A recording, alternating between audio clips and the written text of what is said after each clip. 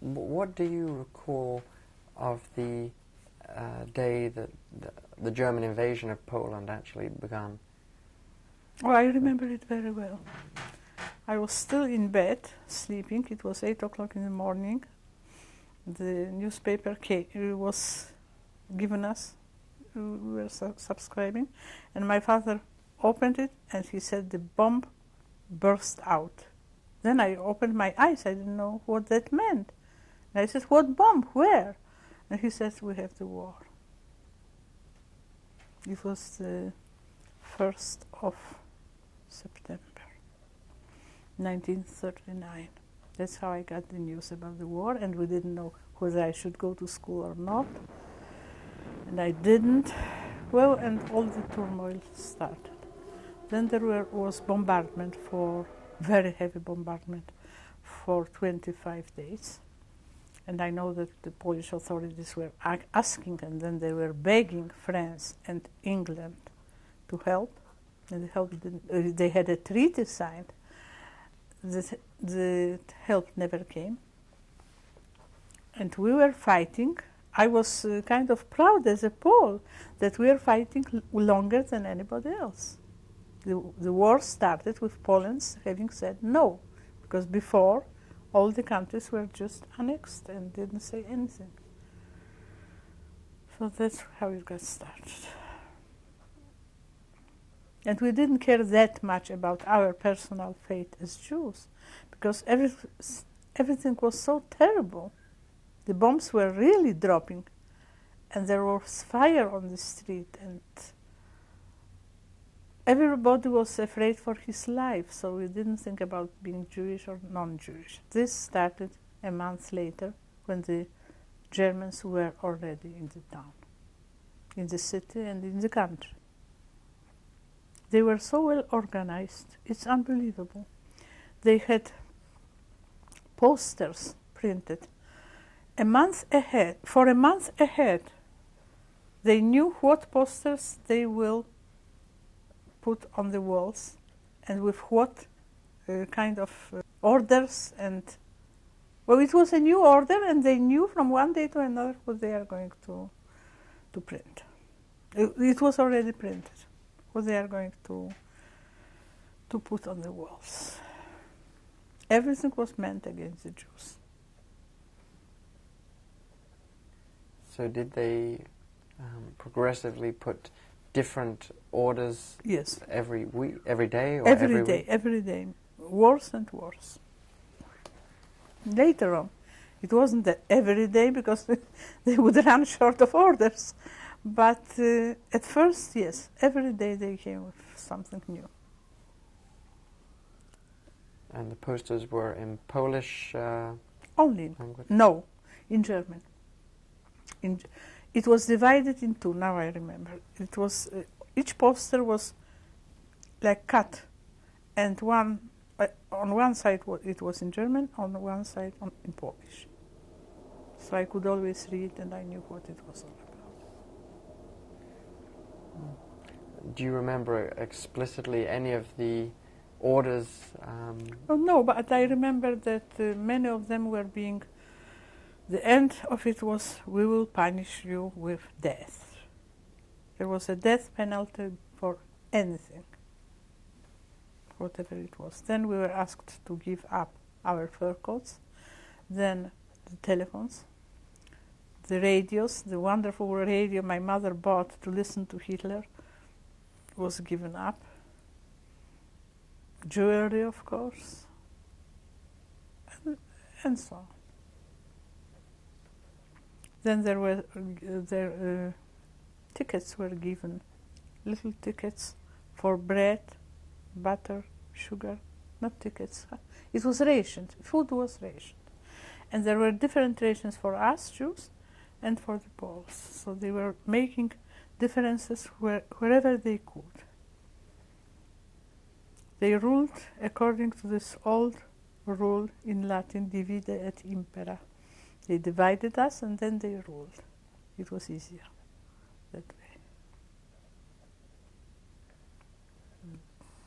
way. Going back just to when the bombardment was occurring, those 25 days, after the invasion.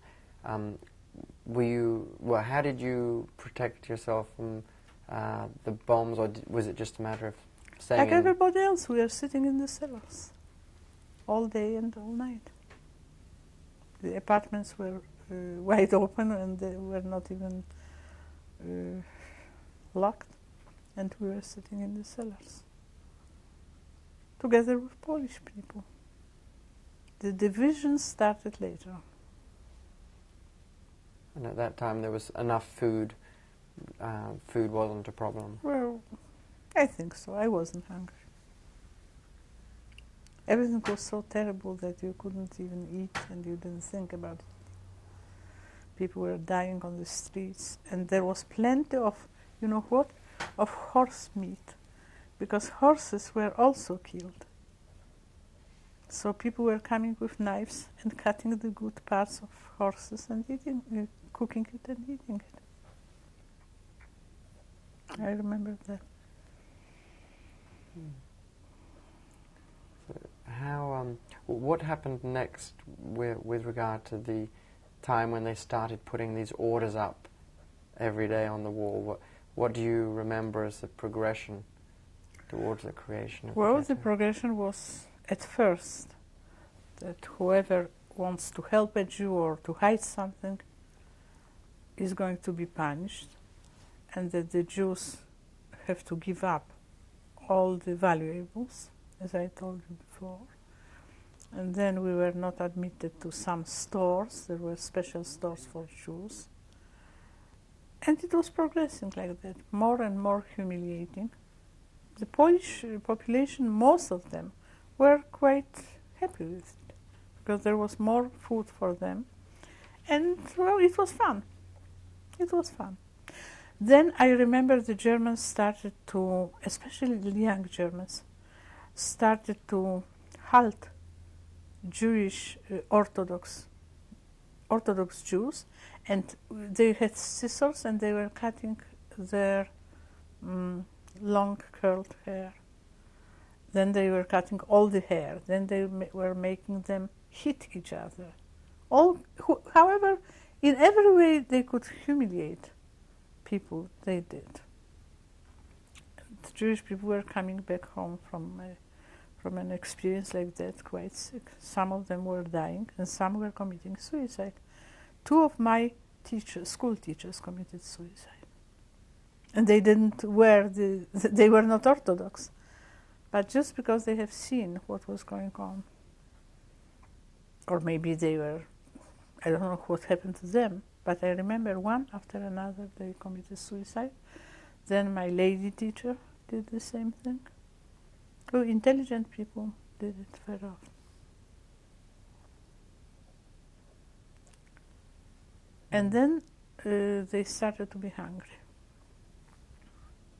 The schools were opened again for a short time, for a short period of time, and I remember that much to my surprise, my teachers started to look different.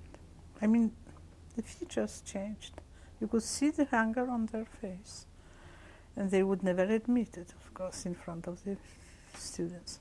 So this was terrible.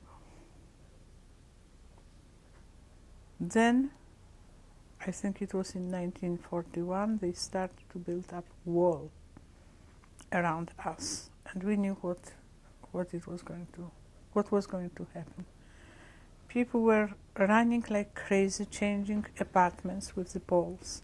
The Poles had to move out of this neighborhood, and the Jews who were living outside had to move in. So you can imagine what was going on.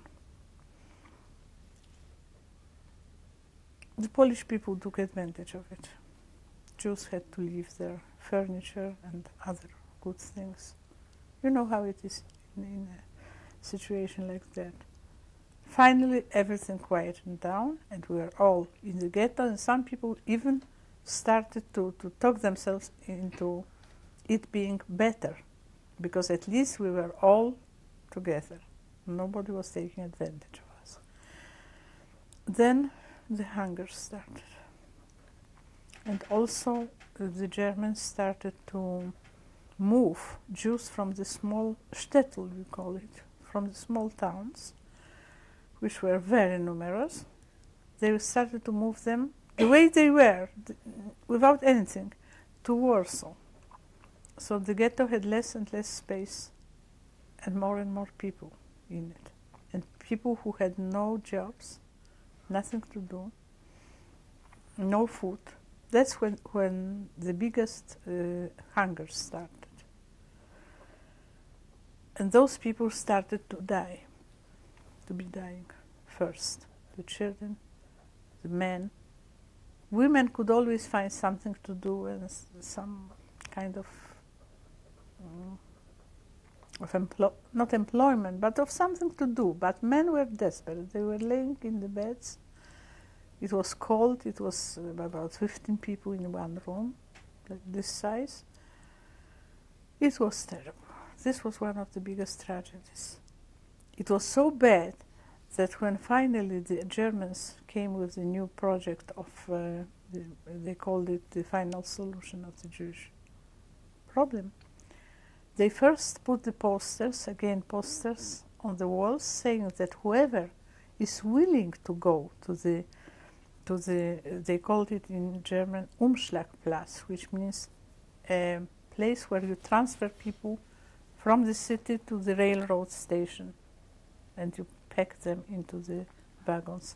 Whoever is willing to go by his own will get 3 pieces of bread, 3 loaves of bread, it's a lot, and a jar of jam, and people were coming. That was the beginning. People were coming. They didn't have to be pushed or kicked or anything. They were coming. They wanted the bread and the jam. And these were the first transports to Treblinka and other places, death camps.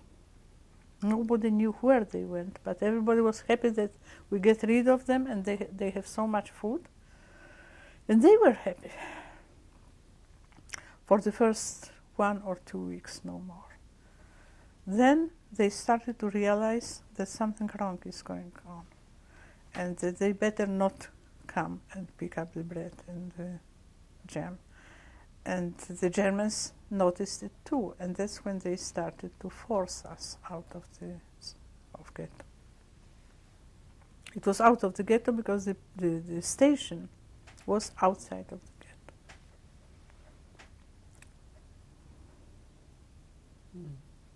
How did you hear about what was going on? How did you know there was something wrong with the place that these people were going? Some Jewish people were already well organized. I'm talking about young Jews. And there was a very strong anti-German movement on the Polish side, and they were cooperating in a way. What they found out was that you probably heard about it or read about it, that the wagons with the Jews going down westwards were coming back 5 hours later with the same numbers, empty, which meant that these were the same wagons. And the whole trip wasn't very far away. It was about 5 hours and everything was over. So they understood that something very bad must have happened to those Jews because they couldn't be drowned very far away. And God knows where they went and what happened to them. That's how they found out that something wrong was going on, and they started to spread the news about it among Jews, among their people. Don't go because you are not going to find. They were supposed to be sent to work, I remember now. Not only get food, but work. And they were told, there's no work for you. We don't know what it is, but there's something very bad, and don't go for it. So people stopped going. That's what happened. And I remember the very day when it started. It was July the 22nd, 1942, when the first posters with this good news showed on the walls, and it was the first time, the first day of the final solution. That's how they imagined it was going to happen. My family so far was not very badly damaged by the war or by the Germans, because we still lived in our apartment. My father lost some patients, and my mother lost her job. But still, we could survive. It wasn't that bad. And I was studying medicine. I was proud and happy. Did you have to take in people into your home because it got so crowded? I mean, did people knock on your door and ask if you could take them in? No, they didn't knock at the door, because then you become a beggar. But yes, we took a tenant given us by some cousin or whoever, I don't remember who it was. And this I want to tell you more with details, because it had an impact on my life later on. A man moved in. He was of German, or not origin, he was German. He was a German Jew, a simple guy, 65 years old. He was older than my father. And he didn't speak any other language but German, and he could communicate only with my mother, because she spoke German. Otherwise, he was clean and nice and neat. He had a wife in Germany whom he had to divorce, because she was Gentile. So he was a divorcee, and he lived in our dining room. He had his place to live. Very soon, we discovered that he had no job, nothing to do, and that he was hungry. So but he never complained. My mother started to feed him, just to give him something to eat every day, because it's hard to live together and not to do that. And he was grateful, he was nice. I never spoke to him because I didn't know how. I remember his name. It was Mr. Brick. And this Mr. Brick was going every day out looking for a job, and one day he found a job. He found a job with the Germans, because he was German after all.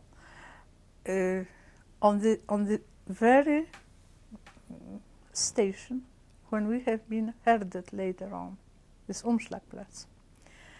And he had something to do for the Germans. So he was much better off all of a sudden. And he started to bring me presents, I remember. And these presents were very suspected. They looked like if they were stolen from the Germans.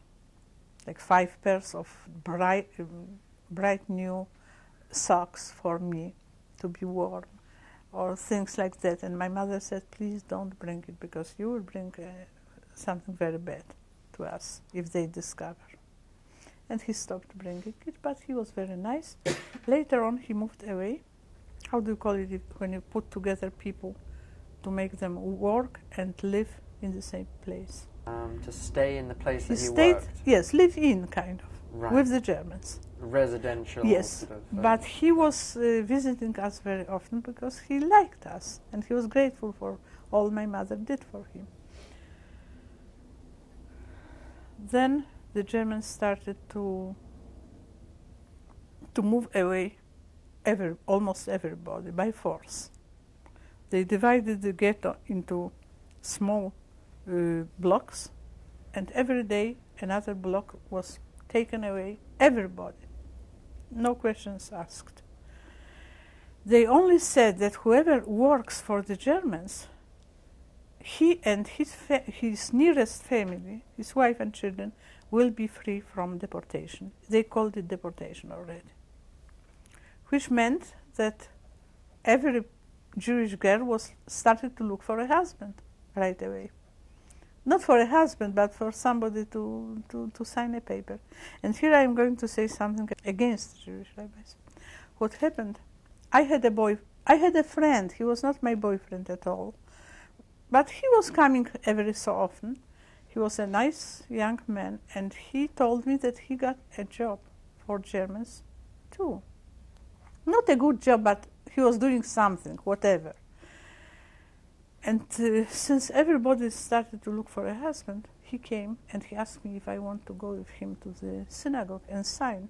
All you needed was a piece of paper. It turned out it wasn't true. As usual, the Germans cheated us, but we believed that this is going to help and save our lives.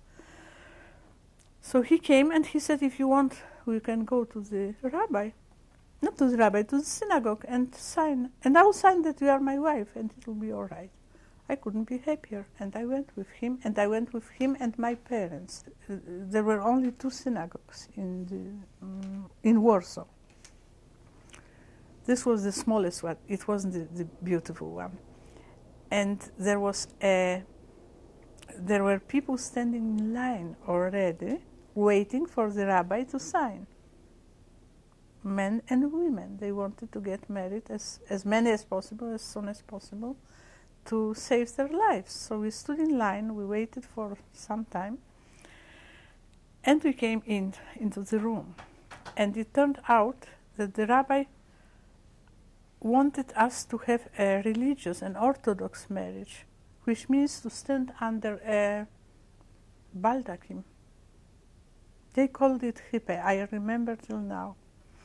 I never knew about anything like that, but I couldn't care less. What was the difference? So the rabbi said, are you going to agree to it? And I said, of course. Do it fast.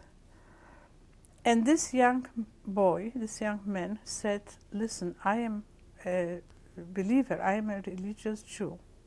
I want to tell you, if you are going to do that, you will be my wife. A real, true wife of mine. Do you agree? I agree to it. And I said no, because this was not my choice. Anyway, this who objected really was the rabbi. He said, I'm not going to give you the paper. And I remember my parents went to another room where he was. It was his office. And they begged him to agree. And he said no. And no it was. And we went out without being married. I mean, without me having this piece of paper. We came home, and then I was really desperate. I saw that I'm going to lose my life for nothing. He said goodbye and he went out. And we came home, and it so happened that this German Jew, this old man, came to visit us the very day, and he said, why are you so desperate? What is going on here? Because my parents were crying, or you could see we were desperate. And they told him, my mother told him what happened. And he said right away, so what's the big deal? I work for the Germans, and I will go with her, and I will stand under whatever you wish and sign it. The very same day, I came with another man, and I got married to him. That's how I remember his name, his last name, because it became my name. And I had this piece of paper, which was so very important to me, because he was really friends with the Germans he worked for. He was German, and they knew it, so somehow it makes a difference. So I was married. And it was quite an unusual story. But at least he didn't object to anything, and he kind of saved my life in a certain moment. Because a few days later, my block was taken. At 5 o'clock in the morning, I heard screaming of the Germans downstairs. They were saying, alle Juden heraus, downstairs, something like that. So we went downstairs. I had this paper in my hand. And we went on foot, very far away, outside of the ghetto, to this station. I'll come back to this story, because it so happened that it was August 5th, and it was the very day when Janusz Korczak, if you heard about him, he was the founder of a network of orphanages.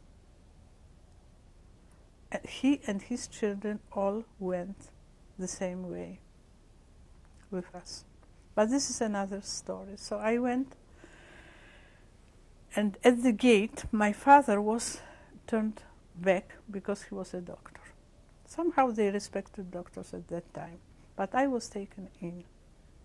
And then there was a tremendous amount of people, just like ants. If you put a stick into the ant, everybody was trying to save his life somehow.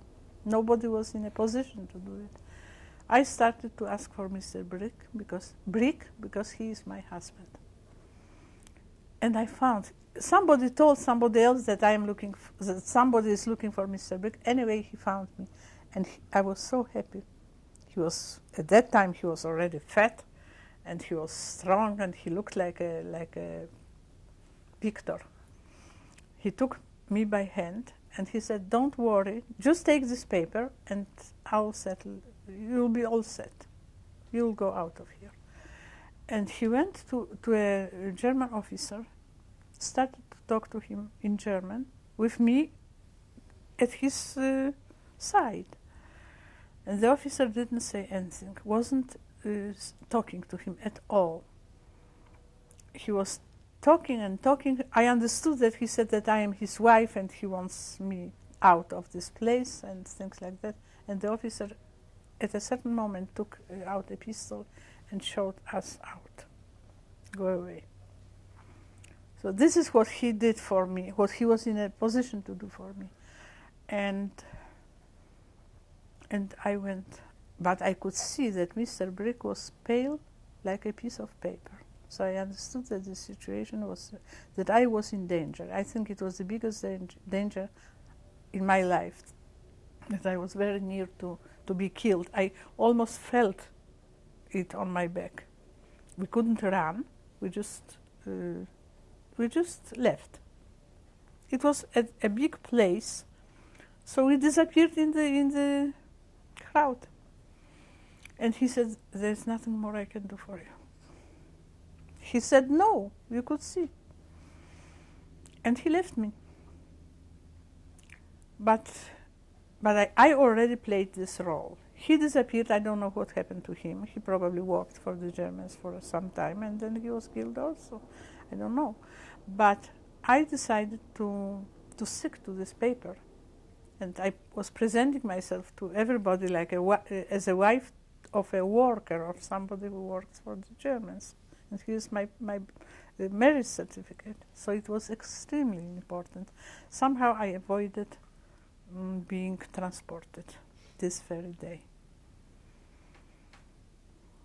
I want to go back to Janusz Korczak because I think it's extremely important. I want to tell you that he was such an outstanding personality, that he was the only one given a chance by the Poles or by the Germans, I don't know, to avoid the deportation. He was given a chance to leave and avoid the deportation as a very outstanding educator and more than educator. And he said no, he turned down this offer. He said, I can't leave my children. I promised them they are going out for an excursion to a forest today. And to a forest they went, to the death camp, with him together.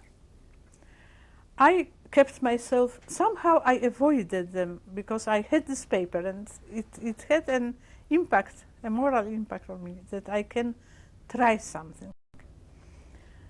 I spent a night sitting on the floor, dirty and miserable, you can imagine, but there were less and less people because their aim was to pack as many Jews every day as they could transport out.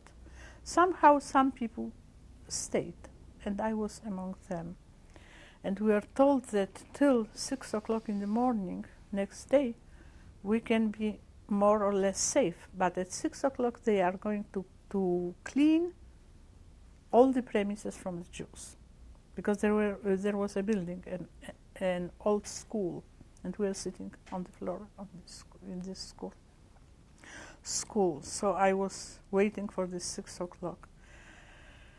And at 6 o'clock, somehow, some Jewish men came to pick up their wives And I went with them. With this paper in my hand, we crossed the gate, and I found myself back in the ghetto. You can imagine how miserable we were if I felt I was really happy because I was back in the ghetto. I avoided being transported. And there was a streetcar going through the ghetto every day. It was coming from the Polish side, through the Jewish side, and out on the other side. And I saw the streetcar, I raised my hand, and he kind of slowed down, and I jumped into it. And this conductor took me a few kilometers farther. And I jumped out, and I was near my home, and I came home, and I was with my parents. Not exactly, but this is a too long a story. My mother was working for the Germans at that time. Everybody wanted to work for the Germans, so my mother bought a sewing machine and started to work in a German factory, plant, machine sewing the German uniforms. And after what happened to me, she took me to the factory, and she said to the factory was run by Jewish tailors, who also were friends or known by the Germans, so they created a place to work for Jewish people. And my mother said, after all she went through, you have to employ her, whether you want or not. And this gentleman took me and put me in a place called a room for hand nailing. Hand nailing means not machine nailing, not somebody sewing on the machine, but by hand. So I was sewing the buttons to the German uniforms, green on the green side and white on this side, because this was already meant for the Soviet front, for the Russian front. That's why the uniforms were green and white in case of snow. So I was sewing them. There were more young people there. And that in this room I learned two things. I learned about an organization that was which had as a goal to combat the Germans. And these were the boys who later on, a few months later, started the Jewish uprising. They were talking about it already in this room. And some girls who taught me Jewish songs, so beautiful that I remember them till now. This is all the Jewish education I got. It was in this very room. I was sitting and sewing there for a few months, and they moved us somewhere else because the ghetto started to be too big. It was almost empty. So they were reducing the space, giving to the Poles some parts of ghetto, and putting us all together. That's when I had to move from our apartment. We had a beautiful apartment, and we got one little room in somebody else's place, I don't know whose. It was quite a turmoil. And that's where I lost my father. One day he didn't get up as early as they wanted, I guess. My mother told him, you know that till 8 o'clock in the morning we have to be in the place of work, whether you work or not, or else the Germans come and they do a purge. They look for people who are not being employed. And my father said, you go and I'll follow you 5 minutes later. I have to stay in bed for a few minutes. And we went, and then the Germans came this very day, looking for people unemployed. It took all day long, and it was always accompanied by shooting. We heard shooting always, every day. And when we went back home with my mother at 8 o'clock At night, my father was not to be found, and I never saw him again. That's how I lost my father. And that's when I started to think that the life is insupportable, and I have to do something. I will probably have to go to the Polish side. People used to say that I fit into this picture because I have blonde hair and green eyes and good accent. I mean, I speak Polish like a Pole, not like a Jew. So I started to think about it.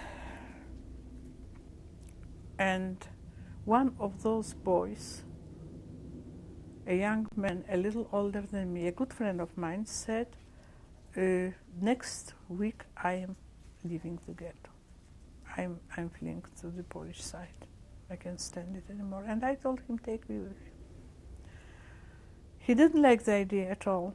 He said it is going to be very dangerous because the Germans already knew that we are fleeing, and they were hunting people. So he didn't like the idea, but I asked him very much, and he said, all right, if you promise that on the other side you leave me alone and I will go one way and you will go another way, because 2 Jews is much more than 1 Jew to find. So I'll help you. And a few days later, I told my mother what I intend to do, and she didn't say no. The plan was very dangerous, really very dangerous. I don't know, till now I don't know how the God helped me to go through it.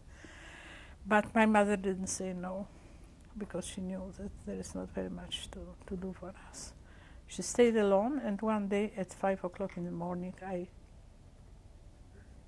got dressed up and I went to a place where I was about to meet this young man. It was January 26, 1942. I remember that much because from this day on I changed somehow my personality. I became Polish for the rest of my life, almost. What happened, this young man, it was winter, and everything was covered with snow, and it was very cold. His plan was to go upstairs. There was a big building, a tall building, 7 stories high. We went up the 7 stories, and there was a hole in the roof. How do you call a hole like this? I don't know. A light hole. Skylight. Skylight in the roof. You could close it, but you could open it. He opened this thing. He was much taller than me, and he jumped. What happened, I knew he was reluctant anyway, but he took me. He did me a favor. He had a small suitcase, closed, locked. He put the suitcase on top of the roof, and he jumped, and somehow he was strong and good at it. He managed to climb, and he helped himself with the feet. He had long feet, and he climbed along the wall, and he found himself on top of the roof. He could be easily shot by the Germans who were looking from the neighboring house. They knew already. They knew our ways. And he was very visible because everything was covered with snow. And he didn't have a white uniform. He had just a coat. And then he looked at me and he said, now you jump. I will help you. I jumped, but it didn't work. And my feet were too... I hoped to do what he did with the wall, to climb with my feet and to do something, and I couldn't. My feet were too short and I couldn't reach the wall. So this was a big disappointment. And in a certain moment, I felt that I am on his way and it is not going to work. And I said, leave me alone, I will go down. But he was obstinate, and somehow he did it himself. By the time he tried to hold my hands, because it was only hands, the feet didn't work. They were too short. He was trying to pull me. All of a sudden I heard something falling down over my head, and it was his suitcase. The suitcase was going down. I could hear it. And then for a short time there was nothing, and then you heard a bump. The suitcase was down on the ground. Forget about the suitcase. I tried my best, and somehow he managed to get me up there. Then we climbed. I followed him on 4 legs along a snowy roof. I think it was a very long way, but it must have been a short way, because where we found ourselves, it wasn't that far. He went to a place where there was another house already, another building, and this building was outside of the ghetto, which means he didn't climb the wall down there, but he climbed up over the roofs with me. And he found another skylight, which was opened. It was waiting for us already because it was opened. He didn't have to open it. And he jumped down, and so did I. And we found ourselves in a different building, on a different staircase, and it was already Polish. So we ran down, and whom did we find? It was about 5:30. The janitor of this house was standing and holding his suitcase in his hand. I forgot to tell you that this boy had hair as black as yours. And for this very day, he bleached it. He made it as light as mine. But it looked terrible. It looked so fake. I was laughing whenever I looked at it because it looked just terrible. And with this light hair and very dark skin, he looked as Jewish as before. And the janitor with this, it opened, the suitcase opened. A few apples, I remember, fell down. I don't know what for he had these few apples, and some documents. And the janitor said, "You are Jewish. You are both Jewish, and back you go to the ghetto." And this blonde guy started to threaten him. I was ready to go back. I didn't care for anything.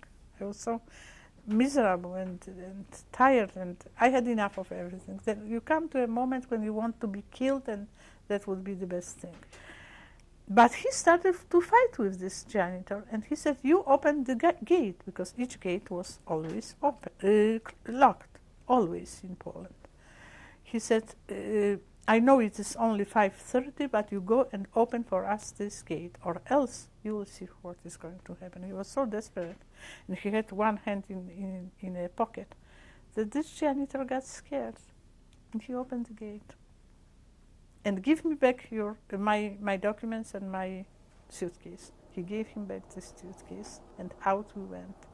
So in the last moment, we were rescued, because this boy was so desperate that he didn't have anything later on, because I asked him, I said, "Did you have a pistol or whatever, a stone to hit him?" "No," he says, "I had nothing," but there was no way out for us anymore.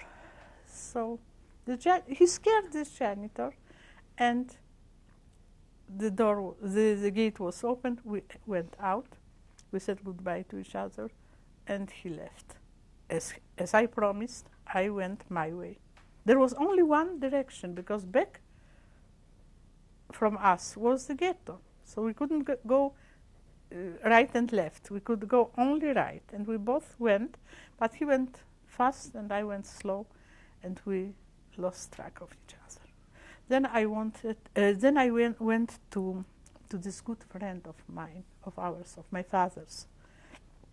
I told her about my father's death, and I asked her to help her, and I told her that I'm not going back, ever. Whatever she decides, she can do to me, but I'm not going back. And I told her that I left my mother, and I'm going to pick her up later on. Somehow this lady helped me. She really did. I spent 2 or 3 nights with her, and she asked this mean person, this policeman, to bring documents for me. That's how I received the first false documents. he asked me for the names of my parents. I gave him the real names, Daniel and Celina. I didn't want to change that, but I changed the whole, and my name, but I changed all the rest. And a few days later, for a very big amount of money, it was unbelievable. I couldn't believe, and I was used to everything. I couldn't believe how much he charged me for this birth certificate it was, and something else. Registration certificate, which said that I live in this house with his sister-in-law and her husband. So this meant a lot. And I remember when I received these documents from him and I paid him whatever he asked, I said, well, I feel like kissing these documents, because on the basis of those 2 pieces of paper, I could get from the Germans, if I were lucky, a real true identification card. And I did. It wasn't fake, it was true, so I felt much better, much safer. But at first I got these 2 documents and I said, thank you very much, and I want you to know that I'm not going to change this name ever, and my identity. I'm going to be Polish, I don't want to be Jewish anymore. And I could see that he wasn't pleased with it at all, this policeman. He was not a policeman, he was a commissar, like a colonel of policemen. Whether you like it or not, I'm not going to be Jewish anymore. And he said, I don't like this idea, and I'll tell you why. Now you are 16 and you look like a good-looking blonde Polish girl, and everything is all right. But I remember it. But a day will come when you will be 40. 40 seemed to me so old. You will be 40 and you are going to look Jewish, to start looking Jewish, because it comes out. He was right. What will you do then? But I couldn't care less, and I said, well, if I live that long, I will start thinking about it.